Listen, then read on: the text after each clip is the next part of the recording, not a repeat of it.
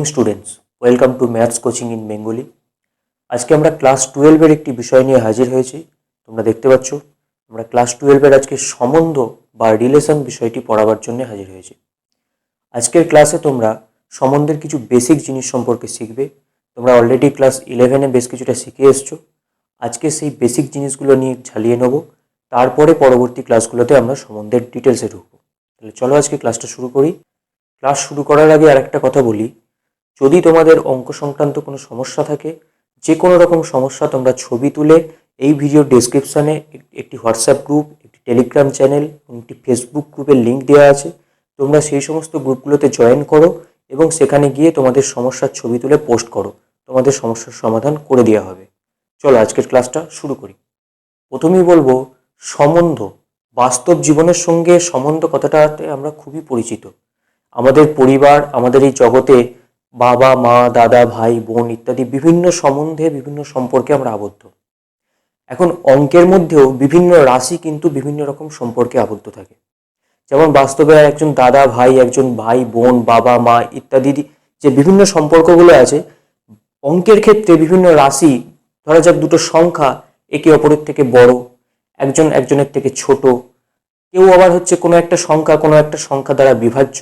তাহলে এই ছোট বড় বিভাজ্যতা এগুলোও কিন্তু গাণিতিক রাশিগুলোর মধ্যে এক একটা সম্পর্ক বোঝায়।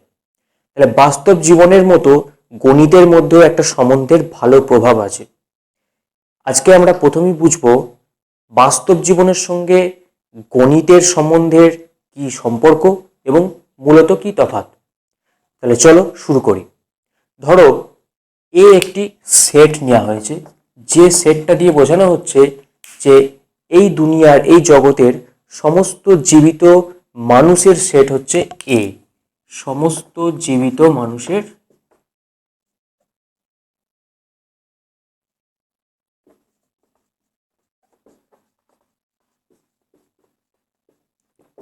সেট।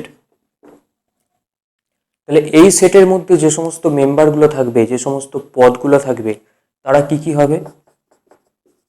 এ বি করে এইভাবে যে সমস্ত মেম্বার আছে, সেই সমস্ত মেম্বারগুলো হচ্ছে এই জগতের, এই পৃথিবীর সমস্ত জীবিত মানুষ। অর্থাৎ এ একজন মানুষ, বি একজন মানুষ, এক্স ওয়াই এরা সবাই এক একটা মানুষ। এদের মধ্যে কোনো না কোনো সম্পর্ক পাওয়া যাবে। এখন আমি যদি কোনো একটা সম্পর্ক সংজ্ঞাত করি, ধরলাম দাদা ভাইয়ের সম্পর্ক, এই সম্পর্কটার নাম দেওয়া যেতে পারে ভ্রাতৃত্ব সম্পর্ক। ধরলাম দাদা ভাইয়ের সম্পর্ক বা ভ্রাতৃত্ব সম্পর্ক আর এমন একটা সম্পর্ক যেখানে এই জগতের মানুষদের মধ্যে থেকে একজোড়া করে তুলে নিলে তাদের মধ্যে দাদা ভাই থাকবে। তাহলে এরকম ভাবে যদি জোড়ায় তুলে নেওয়া হয়, ধরা হলো এ বি এর দাদা, তাহলে এ বি কে তুলে নেওয়া হলো। আবার ধরা হলো সি ডি আছে, এখানে হয়তো সি ডি এর দাদা বা ডি সি এর দাদা, তাহলে সি ডি কে তুলে নেওয়া হলো। এক্স হয়তো ওয়াই এর দাদা, কি ওয়াই এক্স এর দাদা, তাহলে এক্স ওয়াই কে তুলে নেওয়া হলো। এইভাবে যে সমস্ত মানুষ দাদা এবং ভাই সম্পর্কে আবদ্ধ, তাদের প্রত্যেককে জোড়ায় ধরো আমি তুলে নিচ্ছি এই জগতের সমস্ত মানুষের সেট থেকে। তাহলে আমি যে সেটটা পাবো জোড়ায় তুলে নেওয়ার পরে, সেই সেটটা দাঁড়াবে এরকম একটা সেট। এই সেটটার মধ্যে এই যে জোড়াগুলো আছে, এই জোড়াগুলো হচ্ছে দাদা ভাইয়ের সম্পর্ক বোঝাচ্ছে। হয় এ বি এর দাদা, না হলে বি এর দাদা, যে কোনো কেউ একজন দাদা, কেউ একজন ভাই, অর্থাৎ সম্পর্কটা এদের মধ্যে সবসময় ভ্রাতৃত্ব সম্পর্কের আবদ্ধ। সেই সমস্ত জোড়াগুলোকে তুলে নিয়ে আমি যে সেটটা তৈরি করলাম, সেই সেটটাই হবে সম্বন্ধের সেট। সম্বন্ধ কোন সম্বন্ধ? ভ্রাতৃত্ব সম্বন্ধ। অর্থাৎ এ সেটটা মানে জগতের সমস্ত মানুষের সেটের ওপর ভ্রাতৃত্ব সম্বন্ধটাকে বোঝানো হবে এইভাবে জোড়াগুলো দিয়ে, সমস্ত জোড়া। এখন এটা গেল আমাদের বাস্তব জীবনের ব্যাপার। গণিতের ভাষায় যখন এটা আমরা আসবো, তখন গণিতের ভাষায় জোড়া অর্থই হচ্ছে, সেটের ভাষায় বিশেষ করে জোড়া কথার অর্থই হচ্ছে ক্রমিক জোড়। তোমরা পড়ে এসছো ক্লাস 11-এ ক্রমিক জোড়। এক একটা জোড়া এইভাবে ফার্স্ট ব্র্যাকেটের মধ্যে কমা দিয়ে লিখলে সেগুলো এক একটা ক্রমিক জোড়কে বোঝায়। আবার যখন ক্রমিক জোড়ের কথা আসে, তখন আমাদের সহজেই মনে পড়ে যায় কার্টেজীয় গুণফলের কথা। ক্রমিক জোড়গুলো কোনো একটা কার্টেজীয় গুণফলযুক্ত সেট থেকেই তুলে নেওয়া হয়। এখানে সেট তো একটাই আছে এ, তাহলে এখানে কার মধ্যে কার্টেজীয় গুণফল হবে? এ এর সাথে এ এরই কার্টেজীয় গুণফল হবে। তাহলে এর প্রত্যেকটা মেম্বারের সাথে একটা করে মেম্বার আমি পাবো, যেমন এ এ, এ বি, এ সি, এইভাবে চলতে থাকবে। সেখান থেকে আমি যে সমস্ত ক্রমিক জোড়গুলো ভ্রাতৃত্ব সম্পর্কে আবদ্ধ তাদেরকে তুলে নিয়ে আবার একটা সেট বানিয়েছি। অর্থাৎ এই সেটের প্রত্যেকটা ক্রমিক জোড় কিন্তু এ ক্রস এ, অর্থাৎ এই কার্টেজীয় গুণফল সেটের অন্তর্গত। ভালো করে দেখো, আমি যে নতুন সেটটা বানিয়েছি, ভ্রাতৃত্ব সম্পর্কযুক্ত ক্রমিক জোড়গুলোকে নিয়ে যে সেটটা বানিয়েছি, সেই সেটটার নাম যদি দিই আর, সেই আর কিন্তু সেটটা দেখা যাচ্ছে আর সেটের প্রত্যেকটা ক্রমিক জোড় অর্থাৎ প্রত্যেকটা পদ এ ক্রস এ সেটের অন্তর্গত। তার মানে আমরা এখান থেকে অবশ্যই বলতে পারবো আর সেটটা হচ্ছে সাবসেট অফ এ ক্রস এ, তাই নয় কি? গণিতের ভাষায় তাহলে এখান থেকে আমাদের সম্বন্ধের একটা সংজ্ঞা দেওয়া যেতে পারে। কিরকম সংজ্ঞা হবে সেটা? সংজ্ঞাটা হবে এরকম, এ ক্রস এ সেটের যে কোনো উপসেটকেই বলা হবে এক একটি সম্বন্ধ এ সেটের ওপরে।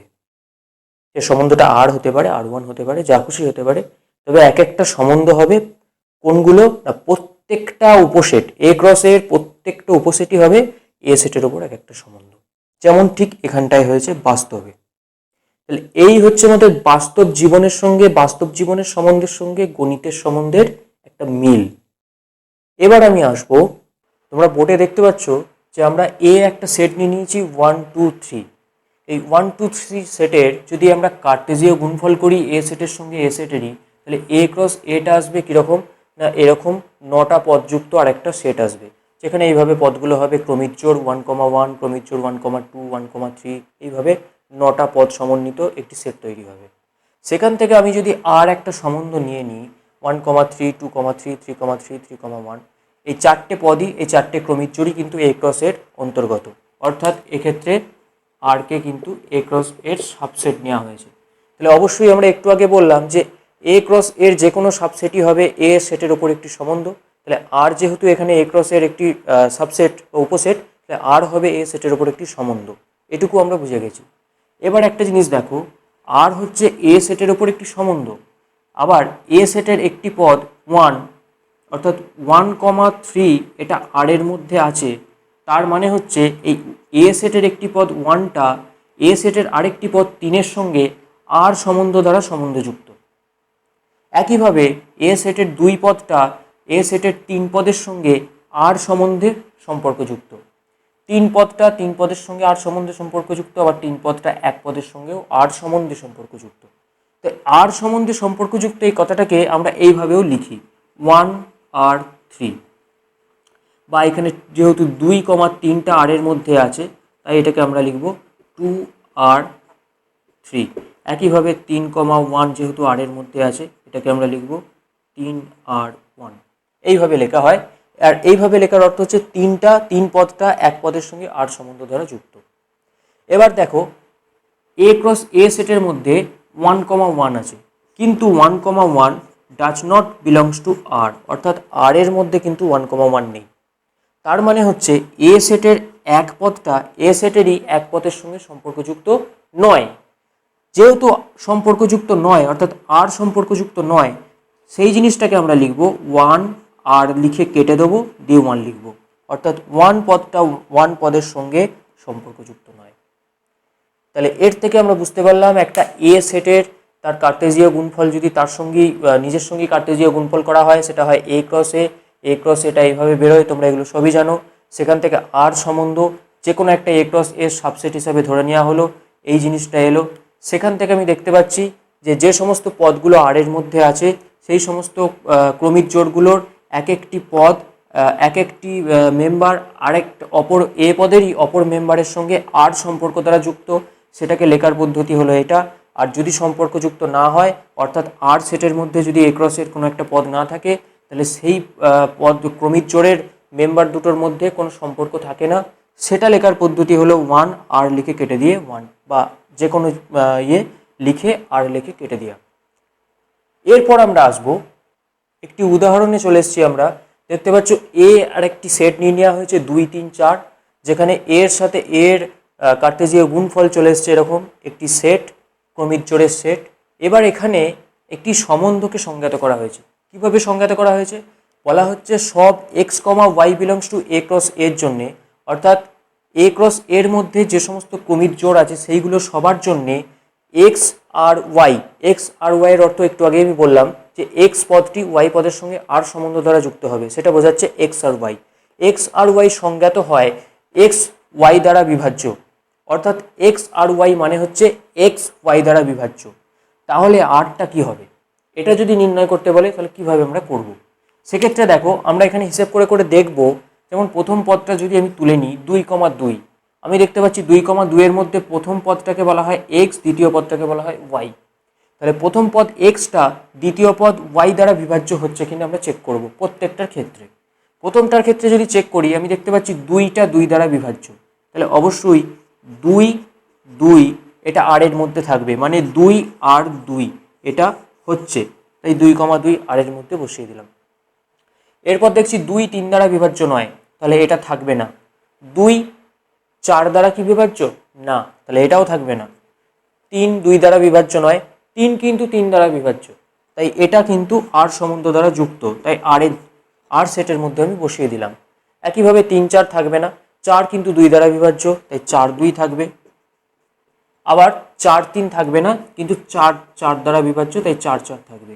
তাহলে এইখানে আমার সেটটা আর সম্বন্ধটা হয়ে গেল 2 2 3 3 4 2 4 4। এইভাবে আমরা কিন্তু কোনো একটা সম্বন্ধ যদি সংজ্ঞাত করে দেওয়া থাকে সেক্ষেত্রে সম্বন্ধটাকে বের করতে পারি।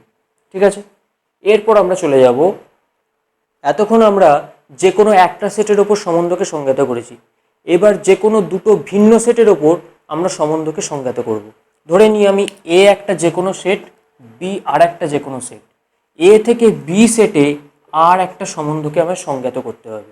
সেটা কিভাবে করব না, একই হচ্ছে, আগের মতোই হবে, একটু সামান্য চেঞ্জ হবে। সেটা হচ্ছে এ থেকে বি এতে সংজ্ঞাত সম্বন্ধ আর হবে এ ক্রস বি এর যে কোনো উপসেট।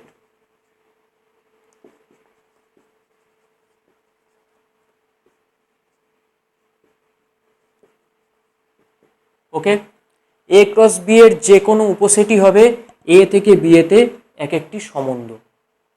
এবার তাহলে একটা প্রশ্ন আসতে পারে যে এ ক্রস বি এর যে কোনো উপসেটই যদি এ থেকে বি এতে একটা সম্বন্ধ হয়, তাহলে এরকম কতগুলো সম্বন্ধ আমরা এ থেকে বি এতে পেতে পারি? এটা জানার একটা উপায় আছে, সেটা হচ্ছে এ সেটের পদ সংখ্যা যদি হয় n,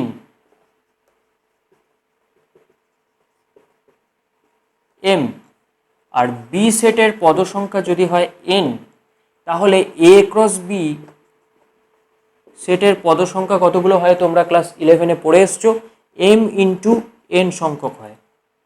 এখন এই এ ক্রস বি এর পদ সংখ্যা যদি m ইন্টু n হয়, তাহলে এ ক্রস বি এর যে কোনো উপসেট, মানে এ ক্রস বি এর যতগুলো উপসেট আমরা তৈরি করতে পারবো ততগুলোই সম্বন্ধ এ থেকে বি এতে আমরা সংজ্ঞাত করতে পারবো।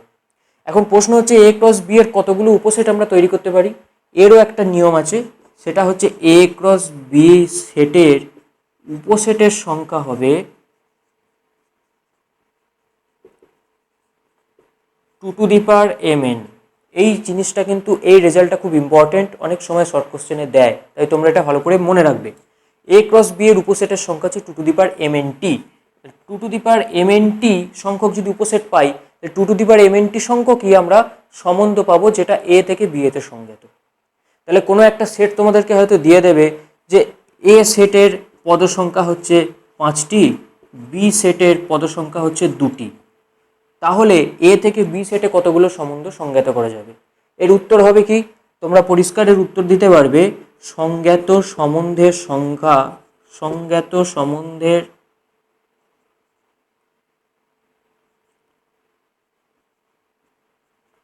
সংখ্যা 2m_n_t।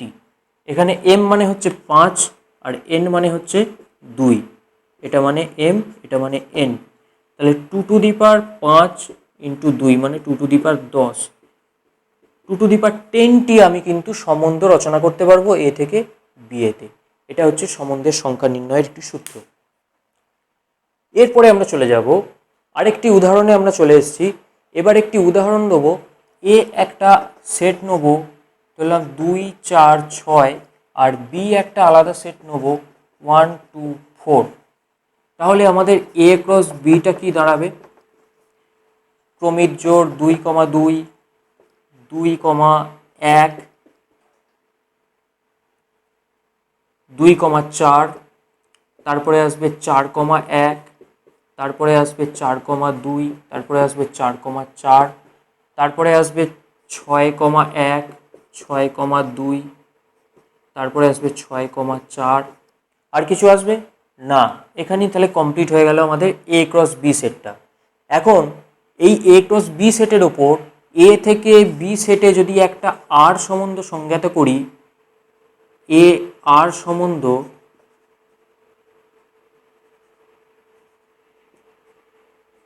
যা এ থেকে বিতে সংজ্ঞাত, এইভাবে যে x R y implies that x equals to y, অর্থাৎ বলতে চাইছে আর এমন একটা সম্বন্ধ যা এ থেকে বি এতে সংজ্ঞাত তখনই যখন হচ্ছে এক্স অর্থাৎ এ পদের একটি, এখানে আমি লিখে দিই x belongs to A y belongs to B, অর্থাৎ এক্স এ পদের একটি এ সেটের একটি পদ বি সেটের একটি পদের সঙ্গে তখনই সম্বন্ধ যুক্ত হবে যখন পদ দুটি সমান হবে। এই সম্বন্ধ দ্বারা যদি আর কে নির্ণয় করতে বলা হয় তাহলে আমরা দেখো এই এ ক্রস বি থেকে আমরা আর কে নির্ণয় করতে পারবো। কারণ কি আমরা জানি এ ক্রস বি এর সাবসেটই হয় আর।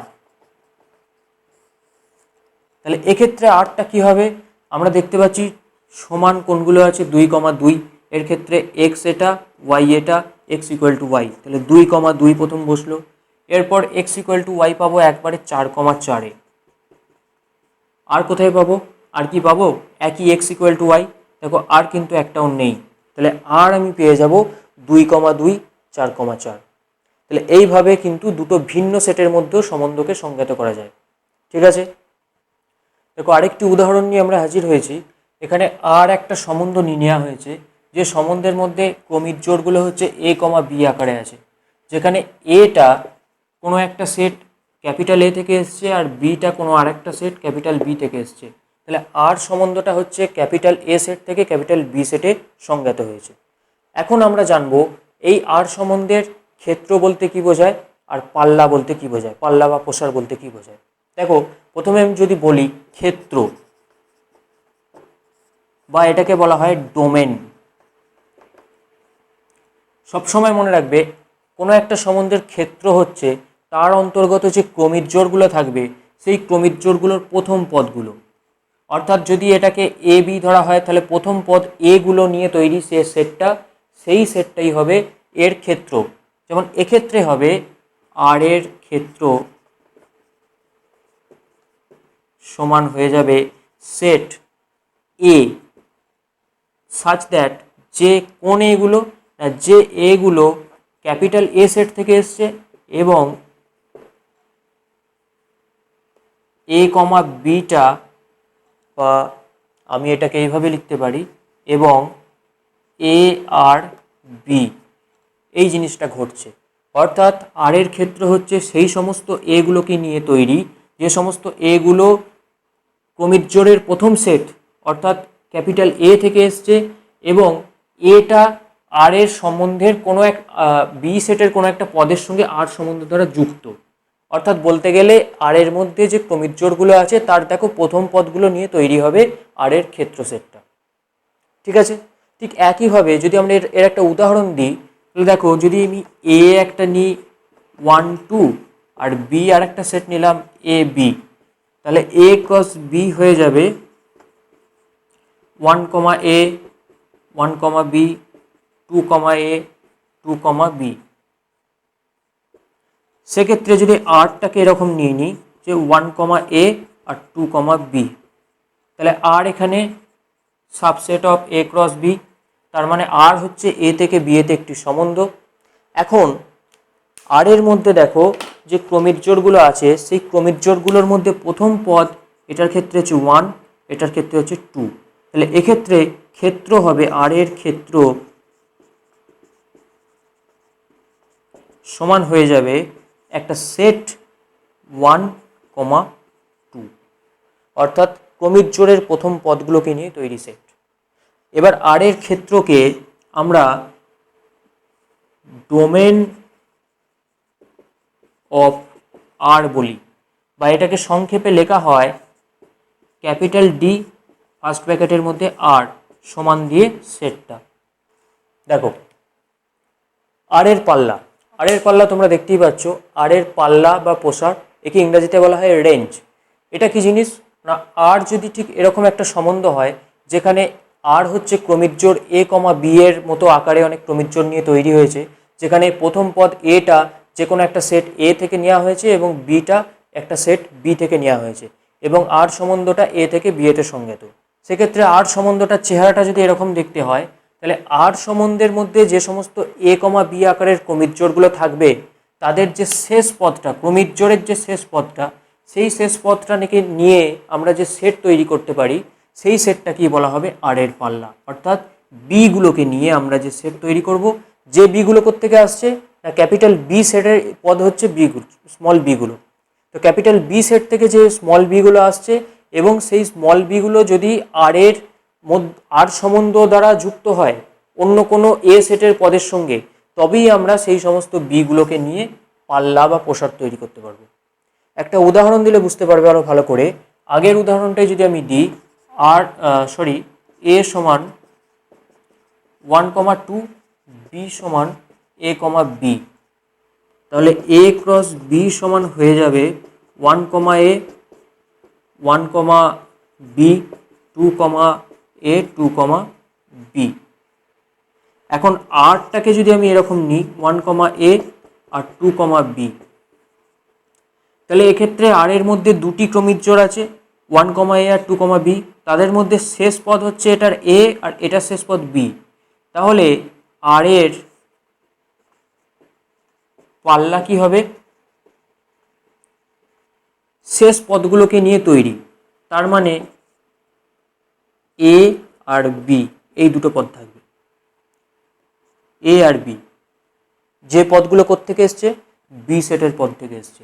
এখানে দেখো ঠিক তাই লেখা ছিল, বি সেটের পদ থেকে এসছে এবং আর সম্পর্ক দ্বারা যুক্ত আছে। তাহলে এই হয়ে গেল আমাদের আর এর পাল্লা বা প্রসার। এখন আর এর পাল্লাকে সংক্ষেপে কিভাবে লেখা হয়, যেহেতু আর পাল্লা বা প্রসারের ইংরেজি হচ্ছে রেঞ্জ, তাই একে বলা হবে ইংরেজিতে বললে RANG, রেঞ্জ অফ আর। এটাকে সংক্ষেপে লেখা হয় ক্যাপিটাল আর অফ আর, বা অনেক সময় ক্যাপিটাল আই অফ আরও লেখা হয়, এই চিহ্ন দ্বারা চিহ্নিত করা হয়। তাহলে আর এর পাল্লা, সম্বন্ধের পাল্লা প্রসার সম্বন্ধ কি জিনিস, একটি একই সেটের ওপর সম্বন্ধ, দুটি ভিন্ন সেটের ওপর সম্বন্ধ, এই জিনিসগুলো তোমরা সবই ক্লাস 11-এ পড়ে এসেছিলে। আজকে এটা ঝালিয়ে নেওয়া হলো। এর পরের ক্লাসে আমরা আর এর অর্থাৎ সম্বন্ধের বিপরীত সম্বন্ধ, অর্থাৎ আর এর বিপরীত সম্বন্ধ আর ইনভার্স পড়ব এবং তার সাথে বিভিন্ন রকম সম্বন্ধের সংজ্ঞা ও তার বৈশিষ্ট্যগুলো জানব। যদি এই ভিডিওটা ভালো লেগে থাকে এবং পরের ক্লাসগুলো তোমাদের প্রয়োজন মনে হয়, তাহলে চ্যানেলটাকে অবশ্যই সাবস্ক্রাইব করে রাখো এবং সাবস্ক্রাইব বাটনের পাশে যে বেল আইকনটা আছে সেটায় অল নোটিফিকেশনে ক্লিক করে রাখো, যাতে পরের ক্লাসগুলো আপলোড করার সাথে সাথে তোমাদের কাছে নোটিফিকেশন পৌঁছে যায়। থ্যাংক ইউ, আজকের মতো এখানেই।